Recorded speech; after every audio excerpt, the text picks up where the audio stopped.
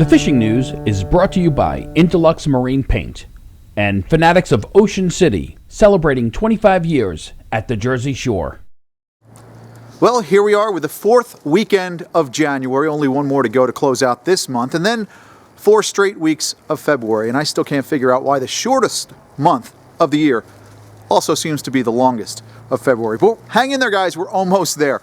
I'm Jim Hutchinson with a New Jersey Delaware Bay edition of the Fisherman magazine. It certainly hasn't been a typical winter, not like last year. I mean, at this time last year, folks like Phil and Philip Gentile had already found plenty of ice on the northwest Jersey lakes.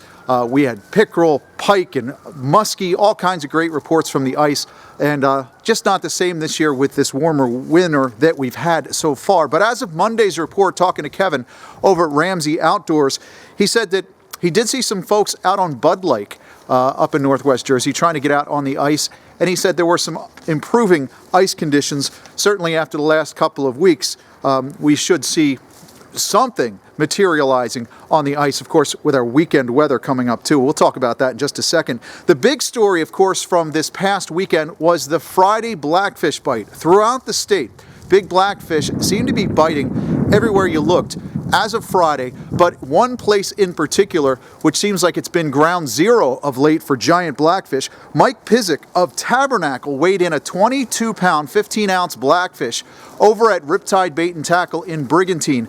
That's on the heels of that 23-plus pounder the week before. It is ground zero. Of course, Mike, just like Pete McCusker the week before, was out on the Osprey out of Cameraman's in Atlantic City, weighed the fish over at Riptide Bait and Tackle.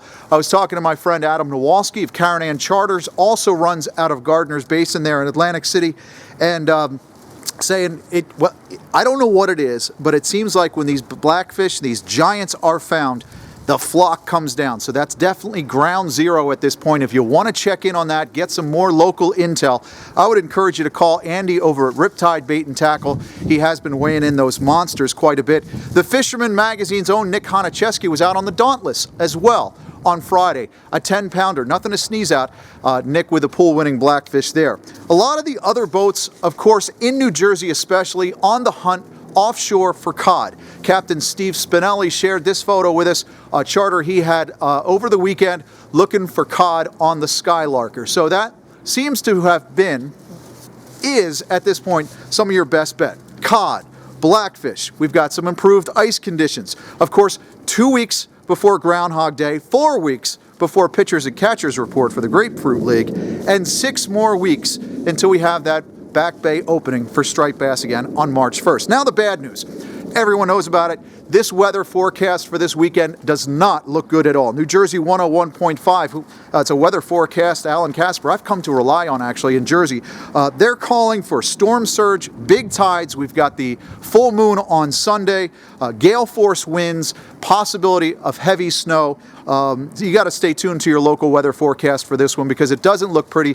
You know how this is. You get the email reports from the Fisherman magazine twice a week. Monday we tell you what the reports are. Thursday is our video forecast. Well, guess what? The video forecast for this weekend, pain. It does not look good.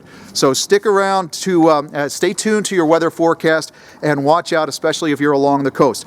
If you're staying indoors this weekend, I would encourage you to look for Destination America on your local cable programming.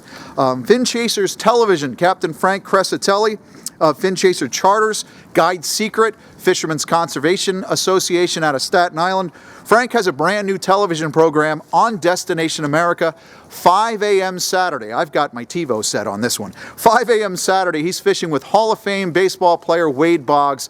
They're out at the Manhattan Cup from last year. They're on the hunt for big bluefish. So make sure you look for Destination America. Check in with Captain Frank. If you're looking for other stuff to do in the next couple of weeks, January 30th is a busy weekend. The Sunshine Foundation in Little Egg Harbor has their first annual flea market. That's going to be held at the community center there in Little Egg Harbor, Mystic Island, from 8 till 2.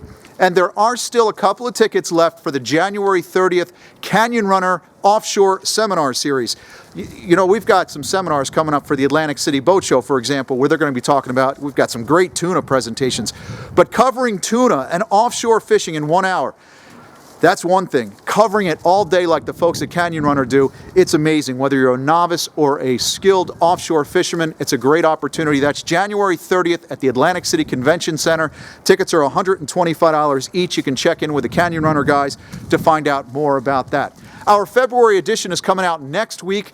And again, watch the weather right now. I hope you're getting those email updates because we will email you on Monday, give you the full report.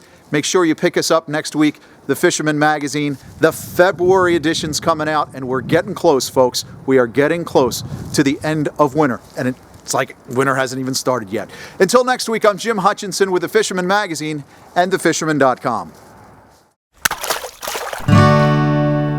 The fishing news is brought to you by Intellux Marine Paint and Fanatics of Ocean City, celebrating 25 years at the Jersey Shore.